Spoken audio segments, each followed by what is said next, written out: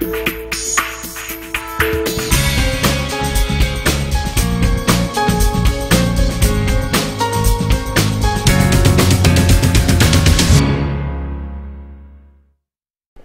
की दुनिया में शायरी सुकून देने का काम करती है।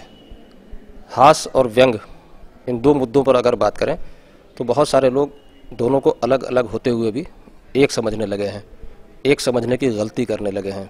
हास्य जहाँ हंसाने का काम करता है, गुदगुदाने का काम करता है, वहीं व्यंग जिंदगी की मुश्किलों को आसान करके बताता है और सोचने को मजबूर करता है। अशोक चक्रधर एक ऐसा नाम है व्यंग की दुनिया में, हिंदी साहित्य की दुनिया में, जो दूसरों से बिल्कुल अलग नाम है। पूरी दुनिया में हिंदी का परचम उठाने वाले अशोक चक्रधर जी ने कभी सिद्धांतों से समझौता नहीं किया। आज अशोक चक्रधर जी हमारे साथ हैं। हम उनसे जानना चाहते हैं कि हास्य और व्यंग के बीच जो एक पतली सी रेखा है वो आपस में मिल कैसे गई है। पहले तो मैं आपका शुक्रिया अदा करता हूं अपने आकलन के लिए, जो आपने अच्छे शब्द मेरे लिए प्रयुक्त किए। दूसरी बात यह कि हास्य और व्यंग्य मिलकर एक शक्ति बनते हैं। व्यंग्य में अगर हास्य नहीं होगा तो वो एक थानेदार का कोड़ा हो जाएगा, क्योंकि थानेदार तो मारता है, गलती करोगे गलती पे सजा मिलती है। और अगर हास्य में व्यंग्य नहीं होगा तो वो तो कोई नट कौशल से भी हो सकता है, वो लफ्फाजी से भी हो सकता है, या निर्मल चित्त की तत्काल किसी ऐसी उक्ति से हो सकता है जिसकी आपने उम्मीद न की हो। तो हास्य में ज़रूरी नहीं है कि आप बहुत सोच के हंसाएं। जो बहुत सोच के हंसाने वाला हास्य होता है उसमें हंसी नहीं आती है, वो तो सहज, जैसे काका जी हंसा देते थे, ऐसी बात कह दी जिससे आपको हंसी आ गई। व्यंग्य के मूल में होता है एक कारुणिक परिदृश्य। जब तक आप करुणा नहीं रखेंगे अपने अंदर तब तक आप एक व्यंग्यकार हो ही नहीं सकते। जबकि हास्य में आवश्यक नहीं है कि आप करुणा को लेकर चलें। तो ये तो विभाजक रेखा है, पतली रेखा नहीं, बड़ी मोटी रेखा है बीच में। शुद्ध हास्य और शुद्ध व्यंग्य में, शुद्ध व्यंग्य कठोर हो जाएगा अगर उसमें हास्य नहीं मिलाओगे, और शुद्ध हास्य उद्देश्य विहीन रहेगा अगर उसमें व्यंग्य की हल्की सी छुअन नहीं लाओगे। अब ये मात्रा पर डिपेंड करता है कि किसके लेखन में किसका प्रतिशत ज़्यादा है। काका जी के लेखन में हास्य का प्रतिशत ज़्यादा था और व्यंग्य, लेकिन सटीक था, बहुत सही था। इसी तरह परसाई जी का या शरद जोशी का या गोपाल प्रसाद व्यास जी का पत्नी को परमेश्वर मानो, या सालीवाद चला दिया, पत्नीवाद चलाया, काका ने काकीवाद चलाया। काकी के माध्यम से समाज में होती हुई महिलाओं पर अत्याचार की प्रवृत्तियों के विरुद्ध उनके कवित्व हुआ करते थे। लेकिन आपने एक बात कही, वो बड़ी उम्दा बात थी कि साहित्य सुकून देता है। और मैं तब जब आप बोल रहे थे सोच रहा था कि क्या वाकई देता है सुकून। मैं आपको सही बताऊं, मैं अपनी कोई कविता इसलिए नहीं लिखता कि ये सुकून देगी। मैं सुकून छीनना चाहता हूँ। मैं चाहता हूँ कि आपको सुकून न मिले, आप बेचैन रहें, आपको सोचने के लिए मैं कुछ ऐसा दे के जाऊँ रात भर आपको नींद ना आए। आप इस समाज में होती हुई विसंगतियों के बारे में सोचें, असंगतियों के बारे में सोचें, असमानताओं के बारे में सोचें। ऐसा क्यों हो रहा है, ऐसा कैसे समाप्त होगा, ऐसा किन लोगों द्वारा जनित है, वो सब अगर आप सोच सकते हैं तो वो आपका सुकून छीन लेगा। मैं बेचैन करना चाहता हूँ, और बेचैनियाँ इतनी ज़्यादा मैं आपके अंदर भर देना चाहता हूँ ताकि आप दूसरों के लिए सुकून कैसे अर्जित किया जा सकता है उस मुहिम में शरीक हो जाएं। तो हम आप सब मिलकर एक बार बेचैनियाँ शेयर करें, और उन बेचैनियों के बाद में उस सपने को देखें जिसमें सुकून ही सुकून हो। खुली आँखों से सपने छल छला कर गिर नहीं जाएं, खुली आँखों से सपने छल छला कर गिर नहीं जाएं, तू सपनों की हिफाजत के लिए कुछ देर तो सो ले। क्या बात है। तो मैं इतनी सी मोहलत देता हूँ कि तेरे सपने रोने से गिर न जाएं, सो ले, सोच, और फिर सुकून की तलाश कर कि सितम होगा कि तम होगा कि ये होगा कि वो होगा।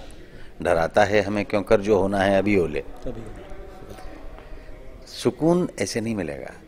सुकून मिलेगा तब जब हम अपने आसपास इर्द गिर्द होने वाली सारी समस्याओं पे नज़र रखेंगे, पहाड़ों तुम जरा इन बादलों पर भी नजर रखना, पहाड़ों तुम जरा इन बादलों पर भी नजर रखना, न कोई बेहया पागल फिजाओं में जहर घोले। क्या 30 साल पहले जैसे मुशायरों में जाते थे और अब जैसे मुशायरों में जा रहे हैं और आने वाले दिनों में जैसे हालात दिख रहे हैं, क्या लगता है कि मुशायरे अपने मकसद को पूरा कर पा रहे हैं? देखिए, जब तक हिंदी उर्दू रहेंगी तब तक मुशायरे कवि सम्मेलन भी रहेंगे, कोई मार नहीं सकता।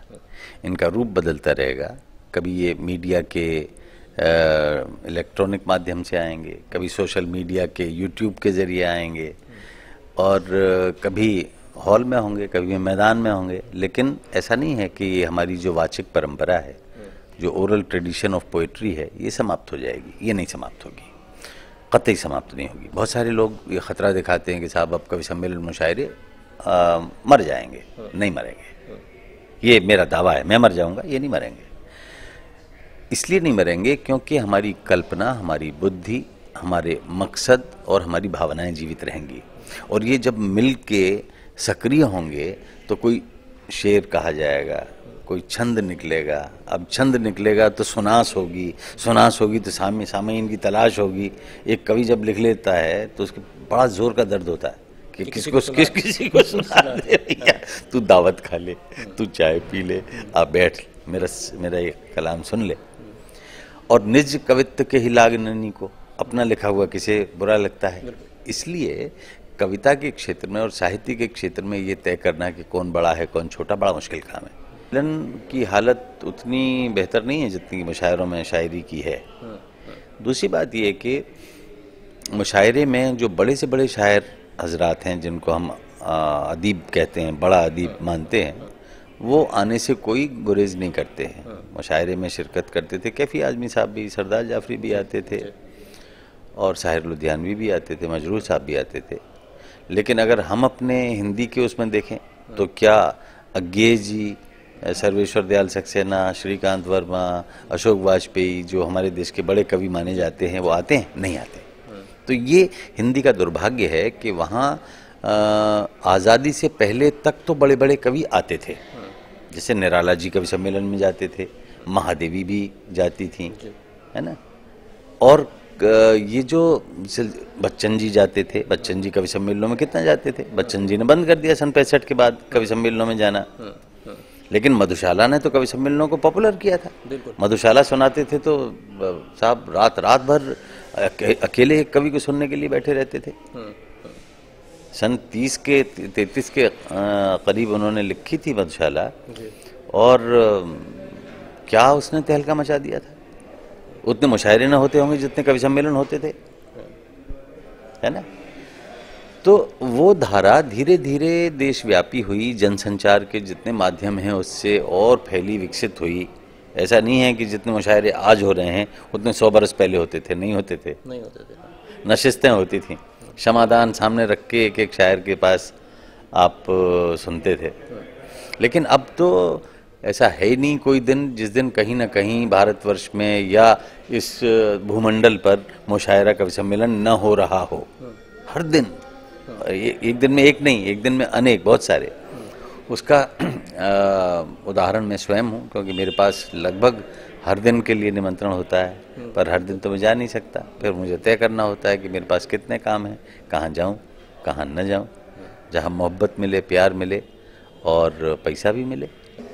आपने भी कहा घर परिवार के लिए पैसा लेना पड़ता है, लेकिन आप उस घर परिवार पे वो पैसा नहीं खर्च करते, हिंदी पे खर्च करते हैं, तो घर परिवार कैसा महसूस करता है? मुझे ये खुशी है कि घर परिवार का साथ मिलता है। मेरा बेटा, मेरी बेटी, मेरे सभी सामाजिक कार्यों में, या जो सोसाइटी मैंने बनाई है, या जो मेरे सपने हैं, मैं कोई गर्वोक्ति नहीं करना चाहता, लेकिन ये अपनी कवि सम्मेलन की जो कमाई है उससे एक सोसाइटी में चला रहा हूँ, उसके बड़े व्यापक उद्देश्य हैं।